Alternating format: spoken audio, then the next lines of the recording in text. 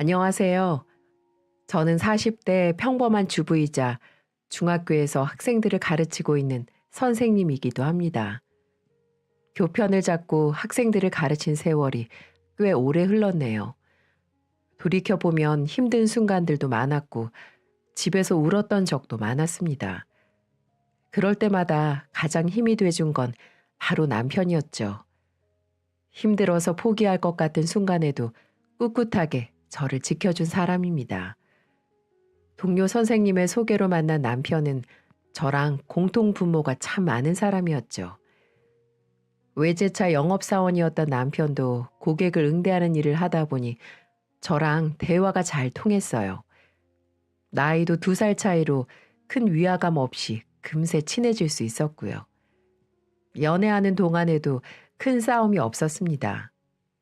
연애 기간이 길어지니까 양가 어르신을 뵙는 일도 자연스러웠고 제가 본 시댁 어른들은 더할 나위 없이 좋은 분들이었죠.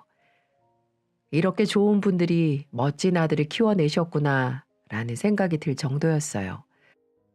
처음 인사드리던 날에도 어머님은 손을 꼭 잡아주시면서 좋은 말만 해주셨죠. 요즘 우리 큰아들이 차만 팔 줄 아는구나 했는데 이렇게 사람 보는 눈도 있었네. 어디서 이렇게 참한 며느리를 만났을까? 애들 가르친다고? 네, 어머님. 중학교에서 애들 가르치고 있어요. 아유, 똑 부러지네. 우리 아들 잘 부탁할게. 어머님은 저에게 아들을 잘 부탁한다며 손을 쓰다듬으며 많은 이야기를 하셨습니다. 시댁 어른들을 보면 남편이 부모님을 꼭 닮아서 성실하고 바른 사람으로 컸구나 대번에 알 수 있었죠. 양가 어른들의 축복 속에 그렇게 결혼을 하고 아들까지 낳으며 소박하고 평범하지만 행복하게 살아갔습니다. 하지만 도련님이 속도 위반으로 결혼을 하게 되면서 평화롭던 시댁은 지옥으로 변하기 시작했어요. 제가 사연을 보내게 된 것도 바로 도련님, 아니 서방님과 결혼한 동서 때문이에요. 와, 시간이 지났어도 인연 얼굴을 생각하니 제 속이 부글부글 끓는 것만 같네요. 바로 그 이야기를 지금부터 해보도록 하겠습니다. 도련님은 제 남편과는 10살 차이가 나는 늦둥이였습니다. 성실하고 착했던 도련님이 속도 위반으로 결혼을 한다고 시댁 식구들에게 선포를 하면서 이 사연은 사건이 시작되게 됩니다. 며칠 후 도련님이 데려온 동서의 첫인상은 정말 곱고 참한 사람처럼 보였어요. 수줍게 인사를 하는 모습이 천상 여자 같았죠. 어머님도 정말 좋아하셨고요. 안녕하세요. 처음 뵙겠습니다. 아이고, 곱기도 하지. 홀몸도 아닌데 오느라고 수고 많았어요. 아니에요. 어머님도 아버님도 너무 뵙고 싶었어요. 입에 맞을지 모르겠는데 편히 먹어요. 임산부가 너무 오랜만이라 내가 뭘 해줘야 되나 모르겠네. 아니에요, 어머님. 너무 많아서 제가 뭐부터 먹어야 할지 모르겠어요. 저희처럼 2살 차이가 나는 도련님 부부를 보니 막내 여동생이 생긴 것처럼 기뻤어요. 아버님도 드디어 자식 농사 끝났다며 정말 좋아하셨죠. 궁금한 게 많으신지 질문도 많으셨습니다. 회사 다니다가 못 다니면 답답할 텐데 자주 놀러와. 시댁 가까우니까 먹고 싶은 거 있으면 전화만 해. 이 시아버지가 다 사줄게. 시아버님은 호박이 넝굴째 굴러온다며 기쁨을 감추지 못하셨습니다. 임신을 했으니 식은 좀 미루더라도 살림부터 합쳐야 했죠. 도련님, 아니지? 이제 서방님이라고 불러야겠네요. 결혼 정말 축하드려요. 그 후 서방님은 살림을 합치고 몇 달 후 무사히 결혼식까지 끝냈고 제주도로 신혼여행을 다녀왔습니다. 서방님네 부부가 온다길래 오랜만에 온 가족이 시댁에 다 모이는 날이었죠. 근데 그날 정말 참하고 착할 거라고 생각했던 내 예상과는 달리 동서의 생각지도 못한 돌발 행동들이 시작되면서 저와 피 터지게 싸우게 되는 계기가 되고 말았죠. 당시에 초등학생이던 아들이 학원 끝나는 걸 데려오다 보니 조금 늦어서 서둘러 주차장에 주차를 했습니다. 그때 누군가 저희 가족에게 인사를 하더라고요. 형수님, 오랜만이에요. 저희도 지금 막 도착했어요. 누군가 반갑게 부르길래 보니까 바로 서방님이더라고요. 동서는 제법 배가 나온 모습으로 인사를 했습니다. 그런데 동서의 눈이 저희 부부가 주차했던 곳으로 향하더니 톤이 올라간 목소리로 뜬금없는 소리를 하는 겁니다. 어머, 아주버님, 차가 정말 멋있어요. 외제차죠? 아, 영업사원으로 일하고 있어서 직원 할인받아서 산 거예요. 그러셨구나. 저희도 아이 낳고 하면 좋은 차가 필요한데 아주버님한테 부탁 좀 해야겠어요. 남편은 외제차 영업사원으로 일하고 있는데 직원 할인을 받아서 살 수 있었어요. 아들이 하나 있어서 먼 미래까지 생각해서 크고 튼튼한 차를 구매했죠. 동서는 본인들은 경차를 타면서 우리가 외제차를 타고 오는 걸 보고 부러운 시선으로 바라보기 시작하더군요.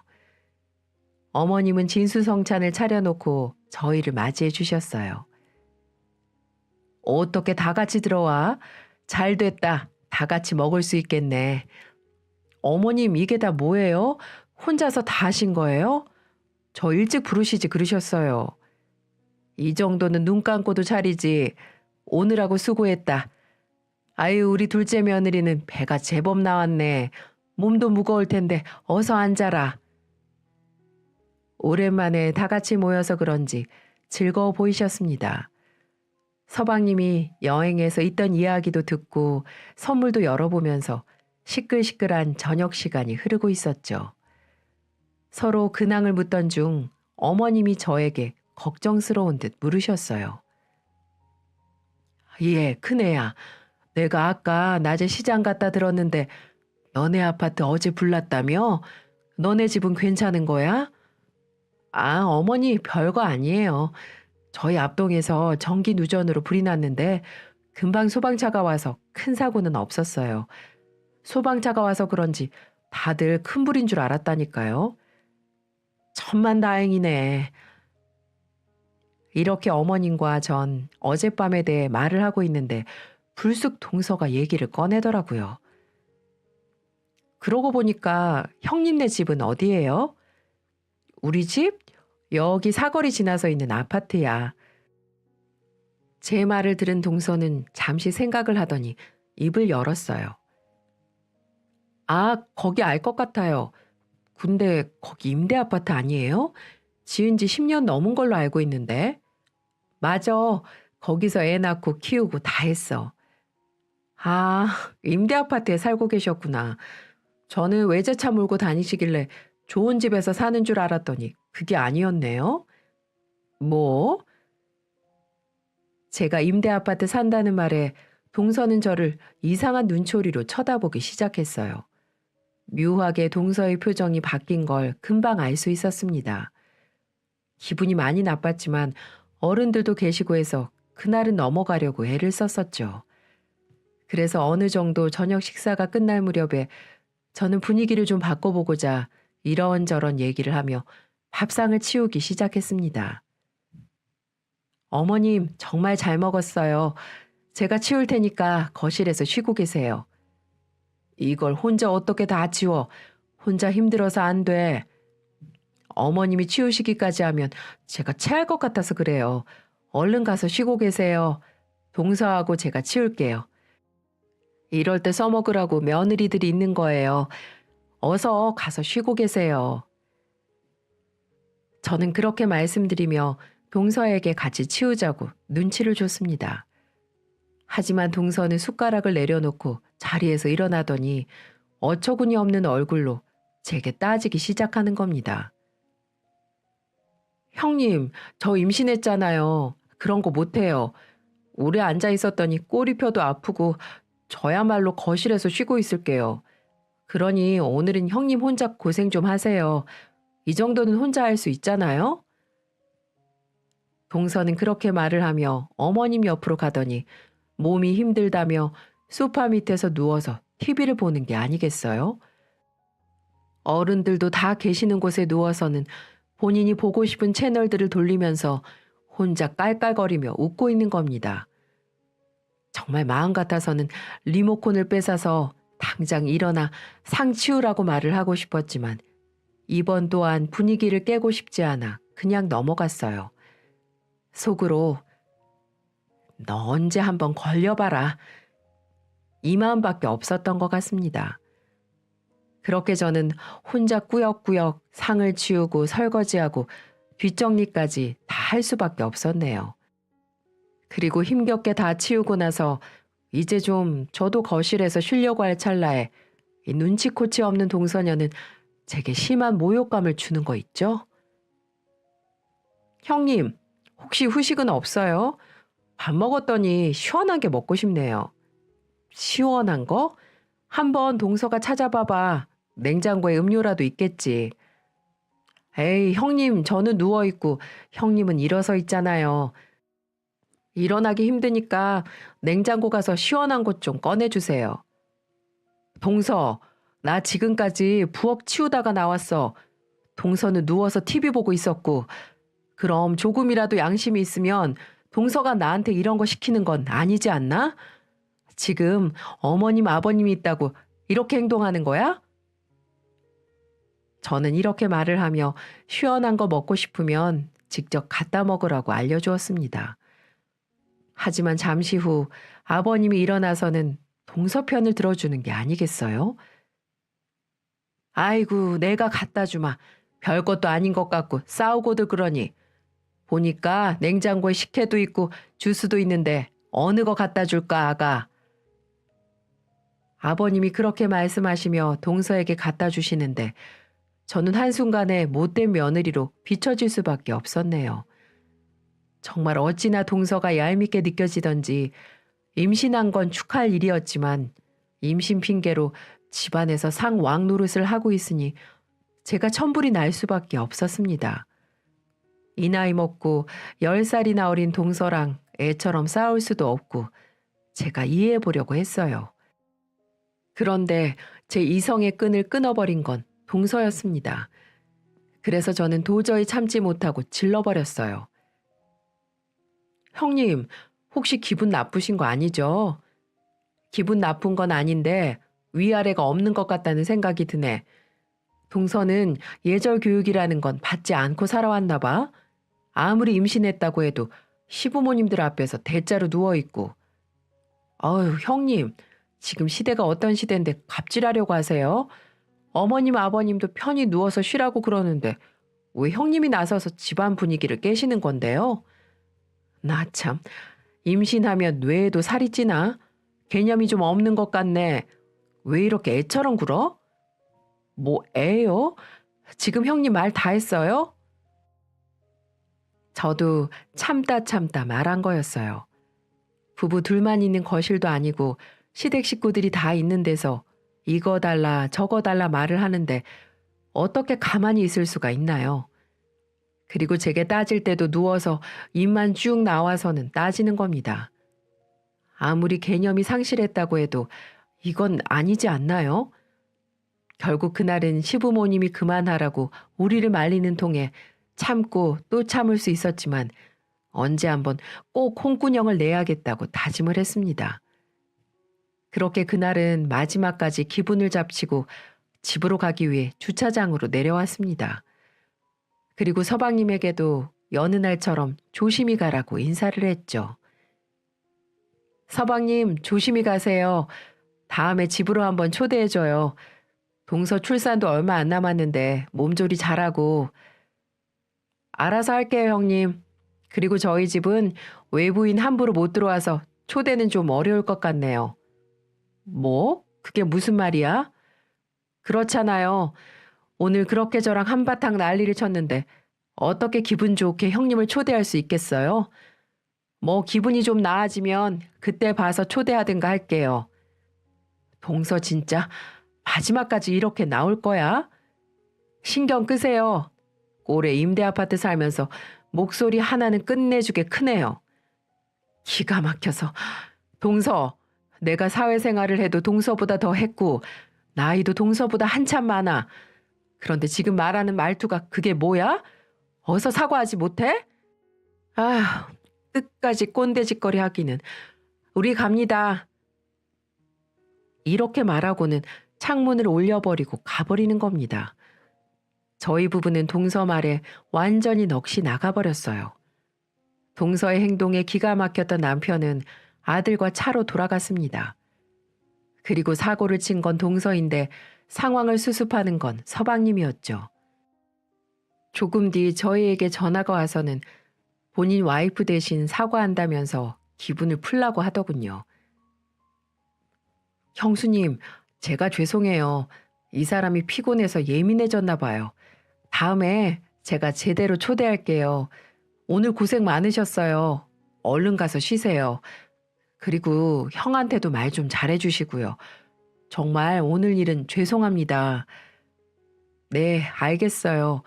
그리고 서방님도 동서한테 다음부터는 어른들 다 계시는 곳에서 그러지 말라고 말 좀 당부해 주세요. 아무리 임신했다지만 보기가 좋지 않아요. 부탁드릴게요. 네, 제가 잘 타이를게요. 조심히 들어가세요. 그렇게 그날은 완전 기분이 상한 채 끝이 났습니다. 저는 언제 한번 두고 보자 뼈를 갈기갈기 갈았고요. 하지만 동서의 아나무인 같은 태도는 날이 갈수록 심해졌어요. 언제 한 번은 도련님이 남편한테 어려운 부탁을 했습니다. 그건 바로 돈 4천만 원만 빌려달라고 했다는 거예요. 이유는 묻지 않고 그냥 힘들다고 빌려달라고 했다고 했는데 저희도 초등학생 아이를 키우다 보니 한창 돈이 많이 들어갈 때라 큰 돈을 빌려줄 형편이 아니었거든요.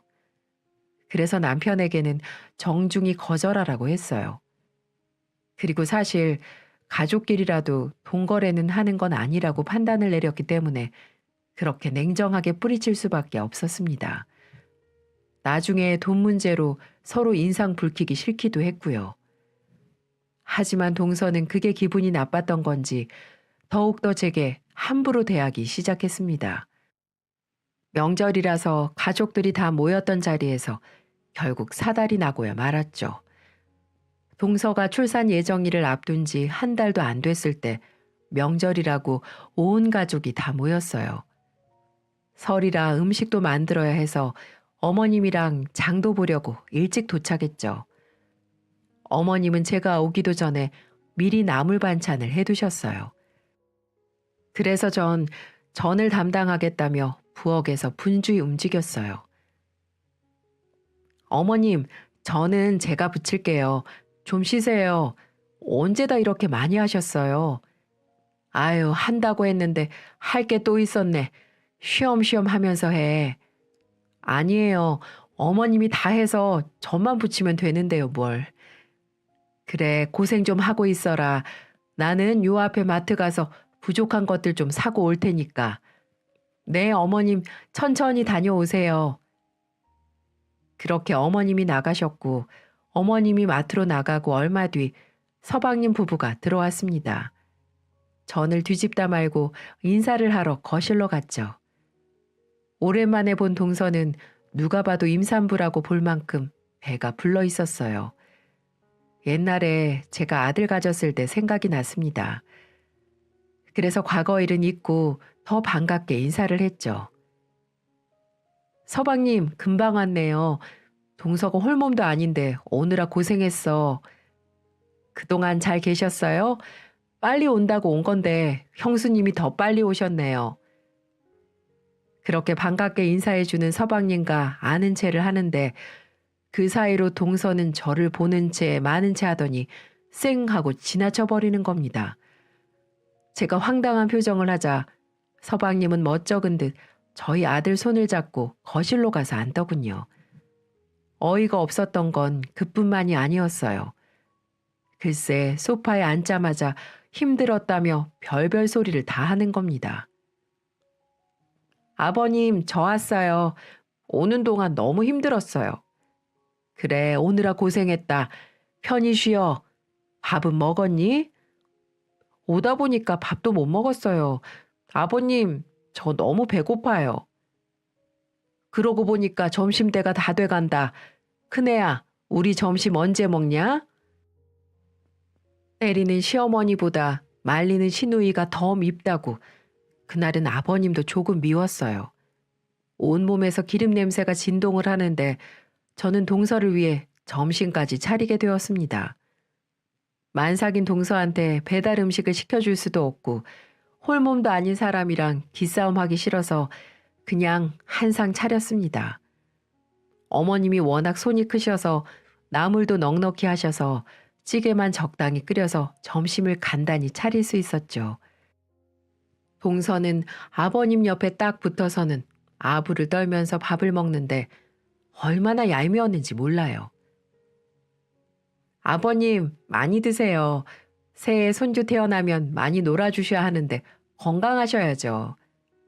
그래, 내가 막내 며느리 생각해서라도 잘 먹을게. 차린 건 저인데 왜 인사는 저쪽으로 하냐고 아버님께 따져 묻고 싶었지만 아들도 있는데 엄마가 유치하게 싸울 수는 없어서 조용히 듣고만 있었습니다. 근데 동서는 최소한의 선마저 넘고야 말았어요. 남편은 어제도 야근을 해서 방에서 자고 있었고 서방님네 부부랑 아버님, 저, 우리 아들 이렇게 둘러앉아서 밥을 먹고 있는데 갑자기 동서가 숟가락을 탁 내려놓는 게 아니겠어요? 놀란 아버님은 동서에게 왜 그러냐고 물었죠. 아가, 왜 먹다 말어? 음식이 입에 안 맞니? 아니요, 그게 아니고 아버님, 저 사실 친구들 중에도 임대 아파트 사는 친구 없거든요. 진짜 태어나서 임대 아파트 주민을 처음 봤는데 형님이랑은 밥 못 먹겠어요. 그게 무슨 말이니? 저희 엄마도 집을 보면 사람이 보인다고 임대 아파트 사람들 불쌍하고 남들에게 피해주는 기생충 같은 사람들 많잖아요. 우리 집안에 그런 사람이 한 명 있는데 뭐라고 말을 못하겠고 같이 식사하는 게 거북해서요. 네, 맞아요. 동서는 마치 작정이라도 한 듯 저를 향해 독서를 내뱉는 겁니다.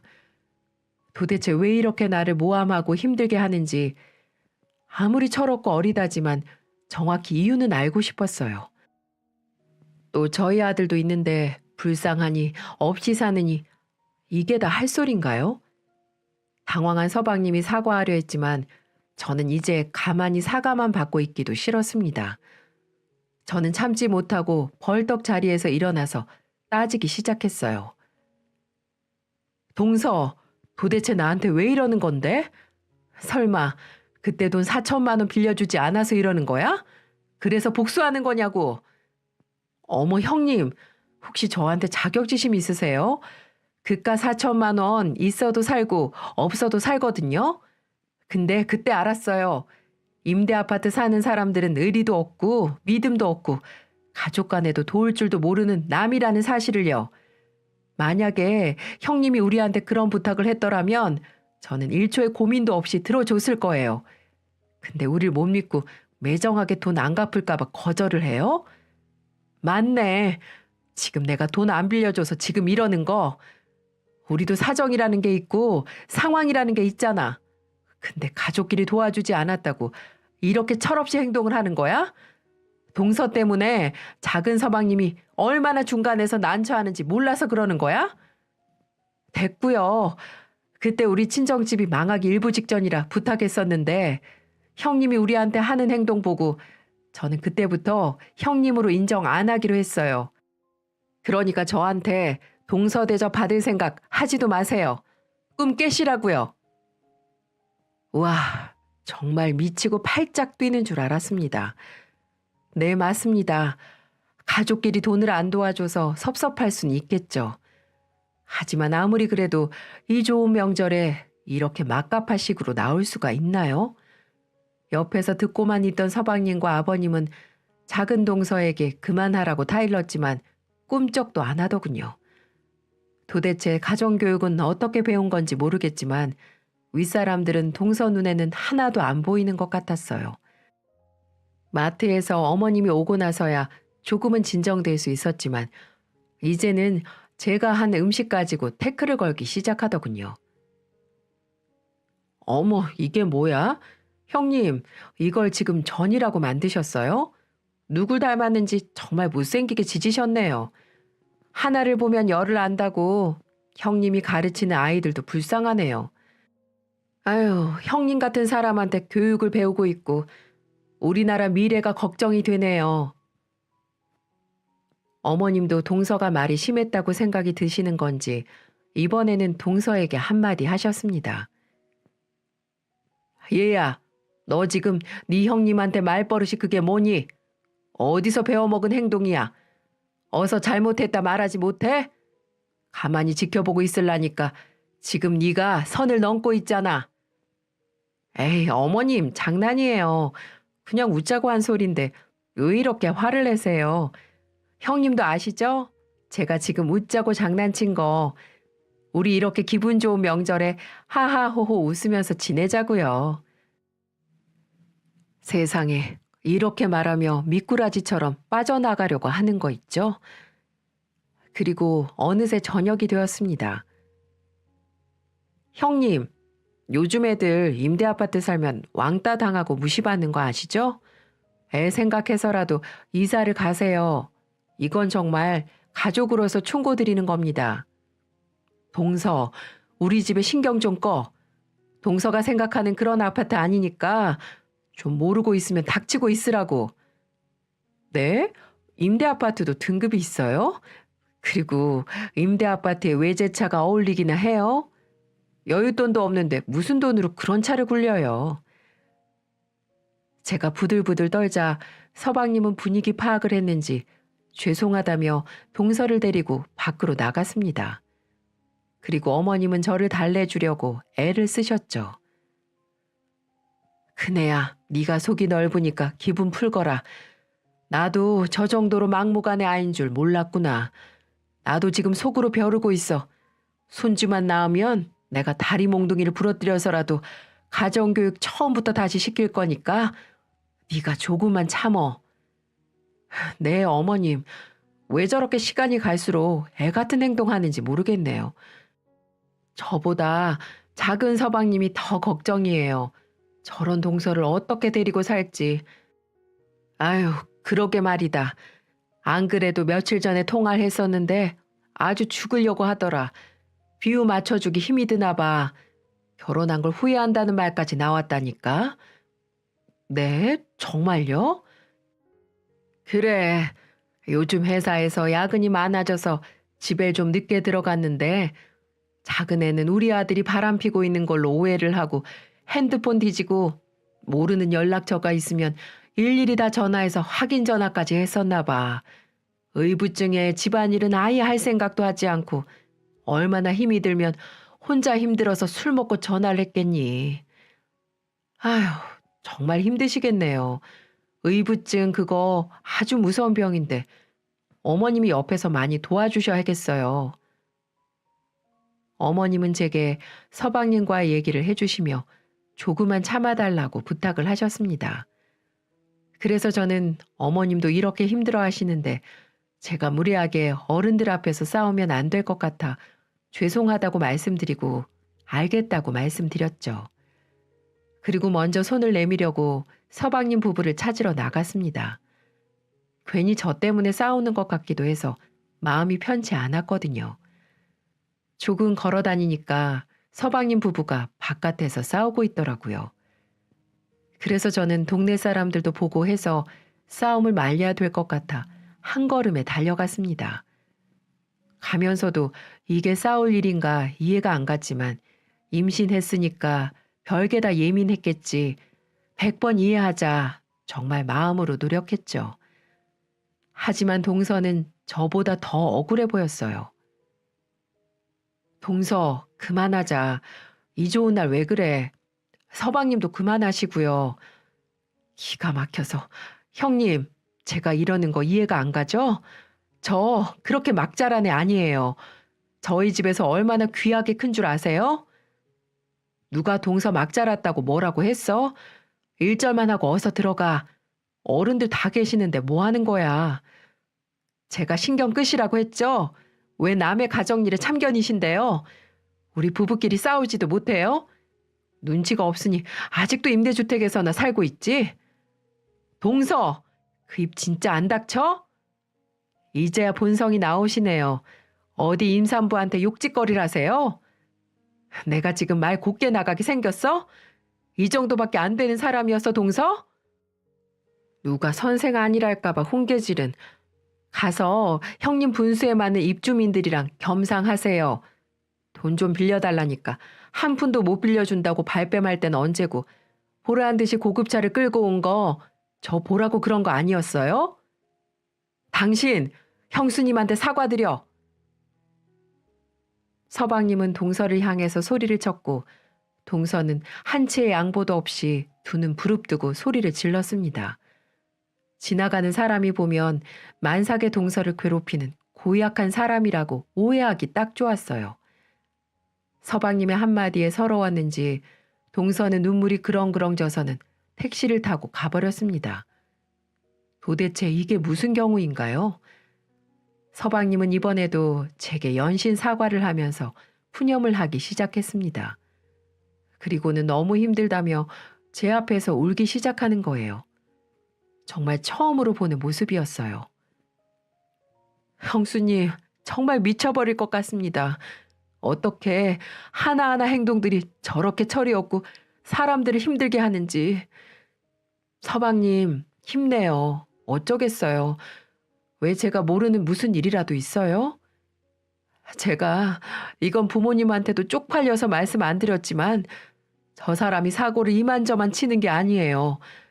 저번에 4천만 원 빌려달라고 했을 때도 글쎄 처갓집에서 어떤 사람한테 사기를 쳐서 그거 합의 보려고 금액이 부족해서 부탁을 하더라고요. 그래서 형수님한테 부탁을 한 거고요. 근데 그 돈을 빌리지 못했다고 하니까 그때부터 어찌나 사람을 힘들게 하는지. 어떻게 해요? 글쎄 이 사람이 집 담보로 대출을 받아서 줬더라고요. 그 째까는 집으로 말이죠. 그리고 시도 때도 없이 캐피탈에 대부업에 돈 빌려서 처갓집 다 갖다 주고 그 이자 갚는데 제 월급 다 나가고 그것도 모자라 명품은 또 얼마나 좋아하는지 제 카드로 글쎄 얼마 전에는 800만 원짜리 샤넬 가방을 쇼핑하고 왔더라고요. 그런데 제가 안 미치겠어요? 뭐라고요? 그 비싼 가방을요? 그것뿐인 줄 아세요? 얼마 전에는 내가 무슨 여자를 만나고 있다고 오해를 해서는 제 핸드폰 다 뒤지고 회사까지 와서 잠복하고 있고 정말 사는 게 아니라고요. 정말 죽고만 싶어요, 형수님. 정말 애만 아니면 당장이라도 이혼하고 싶어요. 지금 너무 지쳤어요. 서방님의 말은 정말 충격적이었어요. 사기꾼 처갓집도 모자라서 사치에 의부증에 폭언까지 정말 누가 봐도 힘들어 보였습니다. 하지만 제가 해줄 건 없었어요. 그저 어깨를 토닥여주고 힘내라는 말 정도밖에 없었죠. 만삭만 아니면 당장 쫓아가서 인생 그렇게 살지 마라 홍군형 내주고 싶었지만 괜히 그랬다가는 뱃속의 아이가 잘못되기라도 할까봐 이러지도 저러지도 못한 상황이었기 때문이었죠. 저는 조금만 참으라고 말을 해주고 서방님을 이끌고 시댁으로 들어갔습니다. 먼저 동서가 집에 가버렸다고 시부모님에게 말을 하자 황당한 표정으로 에이 하시고는 안방으로 들어가 버리셨습니다. 아무래도 화가 많이 나셨겠죠. 이 동서라는 여자 때문에 기쁜 명절이 완전 망가져 버리는 순간이었습니다. 그렇게 소란스럽던 명절이 지나고 드디어 동서는 출산을 했습니다. 건강한 딸을 출산한 동서 소식에 시댁에서도 좋아해 주었어요. 아들만 있는 집에 드디어 딸이 생겼으니 얼마나 기쁘셨을까요? 저는 가기도 싫었지만 시부모님이 같이 가자고 재촉하는 바람에 제 아들과 함께 따라 나서게 됐습니다. 처음 가본 서방님네 집은 생각보다 깔끔했어요. 서방님이 반갑게 맞이해 주었고 시부모님들은 너무 귀여운 손녀를 안으시며 입가에 미소를 지으셨어요. 아유, 어쩜 이렇게 예쁘니? 엄마 닮아서 이렇게 예쁜가? 고생했다. 시아버지가 돼서 뭐라도 해주고 싶은데 필요한 거 있으면 다 말해라. 그래, 네 시아버지가 어디 금두껍이라도 숨겨둔 것 같은데 말만 해. 없는 것도 만들어다 해줄 것 같다. 어머님이랑 아버님의 즐거운 대화가 오갔고 저희 부부도 아이를 안아봤습니다. 그때 제 아들이 아기가 궁금하다며 손을 만지작거렸어요. 그런데 그때 제 아들 손을 딱 뿌리치는 게 아니겠어요? 그러면서 제 아들을 향해 손가락질을 하는 겁니다. 저리 가지 못해? 우리 애는 임대 아파트 애랑 못 놀게 할 거야. 너는 거실에 앉아 있어. 동서의 말에 제 아들은 당황한 얼굴로 얼어 있었고 모든 가족들은 제 눈치를 살피기 시작했어요. 제 얼굴이 심상치가 않았거든요. 어떤 부모가 아들이 그런 무시를 당했는데 기분이 좋을 수가 있나요? 출산이고 뭐고 다 엎어버릴 각오로 말을 했습니다. 이 문제를 짚고 넘어가지 않으면 내 아들이 말도 안 되는 상황에 상처를 받을 것 같았거든요. 동서, 얼른 사과해. 지금 이게 뭐 하는 짓이야? 제 자식 제가 알아서 키우겠다는데 형님이 왜 그러세요? 이게 동서가 말하는 자식 교육이야? 어릴 때부터 자기 분수를 알고 커야 헛꿈을 안 꾸죠. 형님도 자식 교육 똑바로 시키세요. 임대 아파트 사는 주제 어디서 훈계질이세요? 야, 내가 네 인생이 불쌍해서 말 안 하려고 했는데 그 집 내 집이야. 진짜 좁아터진 집구석만큼 생각하는 게 어떻게 그렇게 어리석냐? 거짓말 시키기는 구차한 변명 마세요. 너는 임대 아파트가 전부 서민들이 살고 노인들이 사는 그런 곳인지 아나 본데 가서 네이버에 검색이라도 해봐 이 멍충아. 이렇게 사회생활도 못하면서 인생을 어떻게 살려고 하냐? 우리가 사는 아파트 10년 채워서 분양 전환해서 소유권 이전했거든? 네 머릿속에는 온갖 의심과 시기와 질투가 만연한데 네가 그런 걸 알 리가 있냐? 저는 그동안 쌓여있던 응어리를 다 쏟아냈습니다. 서방님께 미안했지만 제 아들을 건드리는 건 동서의 실수였어요. 아들은 건들면 안 됐죠. 감히 내 새끼를 무시하는데 그냥 넘어갈 엄마는 없다는 걸 호되게 보여줬습니다. 동서는 서방님한테 눈빛으로 정말 제가 말한 거에 대해 맞냐고 물었고 서방님은 맞다고 고개를 끄덕였습니다. 야, 지금 네가 살고 있는 이 코딱지만한 집 두 채는 살 수 있어. 한 번만 더 내 앞에서 주제도 모르고 막말했다가는 죽을 줄 알아. 알았어? 황당한 얼굴로 안절부절하는 걸 보니 고가웠습니다. 그리고 그 모습을 본 시어머니는 벌떡 일어나셨어요. 그리고는 짐을 챙기며 말씀하셨죠. 원 기가 막혀서 손녀딸이 너처럼 클 거라고 생각하니까 정이 뚝 떨어진다. 어떻게 애를 낳아서도 이렇게 분란을 일으키니? 일반 아파트면 어떻고 임대 아파트면 어때? 왜 그런 걸 가지고 자꾸 네 형님한테 시비를 거는 건데? 이러다 나중에 우리한테도 시비 걸겠다. 어디 무서워서 며느리를 볼 수 있겠니? 이제는 나도 지친다, 지쳐. 어머님, 무슨 말씀이세요? 그런 게 아니고 제가 정말 잘 몰랐어요. 모른다고 함부로 말하면 되겠니? 모를수록 행동 조심했어야지. 집에 이렇게 분란이나 만들고 네가 그러고도 며느리고 엄마야? 어머님은 그렇게 말하고서는 우리에게 나갈 채비를 하라면서 먼저 현관문으로 나가셨습니다. 그러자 예전과는 분위기가 다르다는 걸 느꼈는지 동서는 어머님을 향해 싹싹 빌기 시작했어요. 어머님, 잘못했어요. 제 말버릇 고칠게요. 제가 다시는 안 그럴게요. 동서는 어머님한테 매달리듯이 애원했지만 어머니는 세차게 뿌리쳐 버렸습니다. 그리고 그 모습을 막은 건 다름 아닌 서방님이었어요. 서방님은 동서를 어머님한테 떨어뜨리며 어금니를 꽉 물고 말했습니다. 내가 진짜 참으려고 했는데 나 도저히 너랑 못 살겠다. 내가 웬만하면 다 참아보려고 했는데 너는 우리 가족들이 시댁으로 보이기는 하니? 부모님이라고 생각을 하는 거야? 그럼 당신 부모님인데 내 부모님이나 마찬가지지. 편해서 그랬어. 이제 안 그러면 될 거 아니야. 여봐, 당신은 뭘 잘못했고 뭘 앞으로 해야 될지 모르는 사람이야. 어떻게 해서든지 당신하고 살아보려고 하루에도 몇 번씩 마음을 다잡고 있는데 도저히 안 되겠다. 우리 이혼하자. 서방님은 온 가족들이 다 보는 앞에서 폭탄 선언을 해버렸습니다. 저뿐만 아니라 남편, 시부모님, 동서까지 그 폭탄 선언에 깜짝 놀라고 말았죠.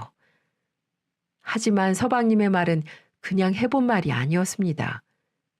그동안 쌓였던 걸 마치 분출이라도 하듯 오열을 하며 계속 말하기 시작했어요.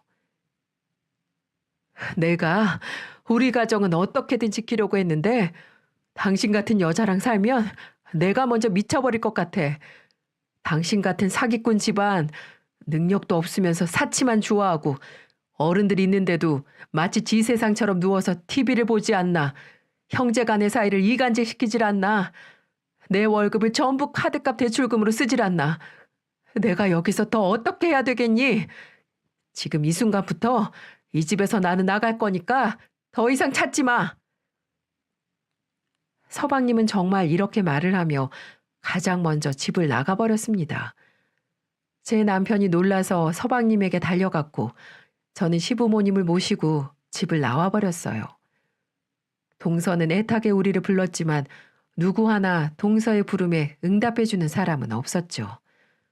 모두들 한마디로 질려버려서 상종도 하기 싫었던 거였죠. 그날 저녁 남편과 서방님은 술이 떡이 돼서 저희 집으로 왔습니다. 그리고는 당분간 저희 집에서 지내면 안 되냐고 부탁을 하더군요. 시부모님 집으로 가면 매일같이 찾아와 귀찮게 할 것 같다면서 형수님이 있는 이 집이 안전할 것 같다면서 말을 하더군요. 저는 안쓰럽기도 하고 안타깝기도 하는 마음에 내 집처럼 편안히 생활하라고 하고는 옷방을 내주었습니다. 그리고 이부자리도 깔아주었죠. 남편 말을 들어보니까 술을 먹으면서도 이제 갓 태어난 조카가 불쌍하다면서 하루 종일 울었다고 했어요. 그만큼 마음이 어리고 착한 서방님이었습니다. 그리고 다음 날 정말 서방님은 변호사를 선임해 이혼 소송을 진행했습니다. 놀란 동서는 서방님의 마음을 돌리려고 애를 썼지만 서방님은 꿈쩍도 하지 않은 걸로 보였습니다. 그러자 얼마나 황당한 일이 있었는 줄 아시나요? 세상에나 아이 키우는 게 힘들다며 우는 자기 아이를 놔두고 집을 나가버린 겁니다.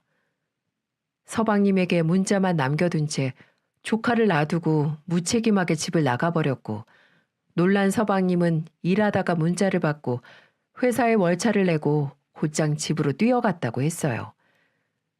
동서 그녀는 이혼 소송을 이런 식으로 진행을 하면 본인에게 모든 게 불리하게 적용될 걸 알았던 건지 소중한 생명, 자기 딸마저 버린 채 가버렸던 거였습니다.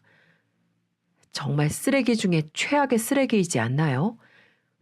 그러면서 며칠 뒤에 합의 이혼해 줄 거니까 서방님한테 2천만 원만 달라고 부탁을 했다고 하더군요.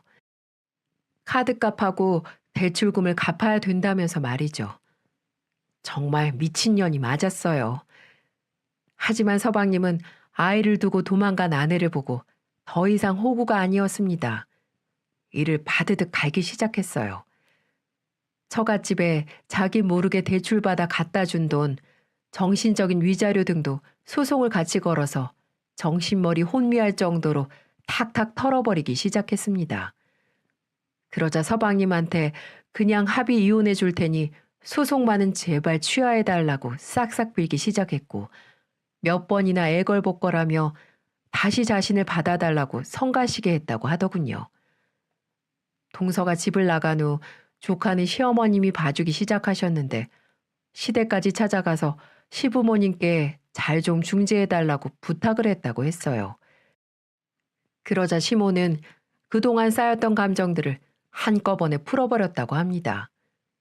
주방에서 굵은 소금을 한 바가지로 가지고 와서는 얼굴에 팍팍 뿌려버렸다고 하는 거 있죠? 이년아, 여기가 어디라고 찾아와? 애새끼 버리고 도망간 년이 무슨 낯짝으로 찾아오냐고?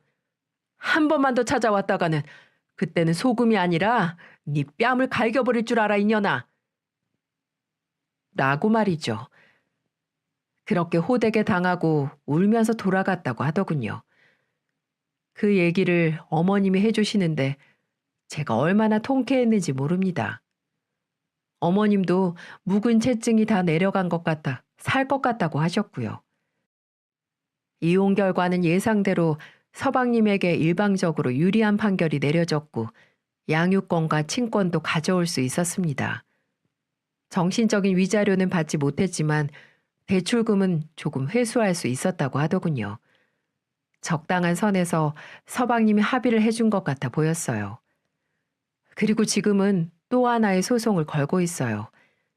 그건 바로 전 동서년이 양육비를 주고 있지 않고 있다고 했어요. 어디서 어떻게 폐인처럼 지내고 있는지 모르지만 지구 끝까지 가서 양육비를 받아내겠다고 하더군요.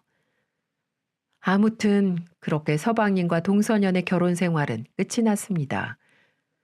서방님은 지금 집을 팔고 시댁에 들어가서 시부모님들이랑 함께 살고 있어요. 솔직히 그 동서년이 있을 때보다 얼마나 얼굴이 좋아지고 편안해지는지 몰라요. 그러면서 얼마나 동서한테 질려버렸는지 여자는 아예 쳐다도 안 본다고 하더군요. 저도 그 말의 뜻이 무엇을 말하는지 누구보다 잘 알기에 뒤에서 시간 날 때마다 조금씩 시댁에 가서 술 한 잔도 같이 먹어주고 조카도 봐주며 나름 즐겁게 지내고 있답니다. 저는 동서를 보면 왜 집안의 여자가 잘 들어와야 하는지 몸소 체감할 수 있었어요. 미꾸라지 한 마리 때문에 시댁 전체가 흔들릴 뻔했으니까요. 서방님이 바보같이 착해서 동서는 호구라고 생각하고 이용을 했지만 결국 자신의 발등까지 찍혔으니 그나마 위안으로 삼고 있네요. 솔직히 조금만 더 서방님이 처음부터 매정하게 전 동서와 인연을 끊어버렸다면 좋았을 걸, 이런 아쉬움도 있는 것도 사실이지만 우리 시댁은 이것도 인생이라 생각하고 받아들이려고 애를 쓰고 있습니다. 인생은 과거보다는 현재와 미래가 중요하니까요. 그래서 저는 우리 서방님과 조카가 앞으로 열심히 건강하게 잘 살기를 항상 응원해주고 있답니다. 제 사연은 여기까지예요. 이제 날도 좋아지는데 아이들과 아름다운 들꽃도 보며 좋은 것 많이 보시고 좋은 말만 해주며 행복한 날들이 가득하길 바랄게요. 길고 긴 저의 이야기를 지나치지 않고 잘 들어주셔서 감사합니다. 경청해주신 여러분들의 세상에도 행복만 가득하시고 항상 풍요로운 일들도 가득하시길 바랄게요. 모두들 따뜻한 봄날 더 행복하세요.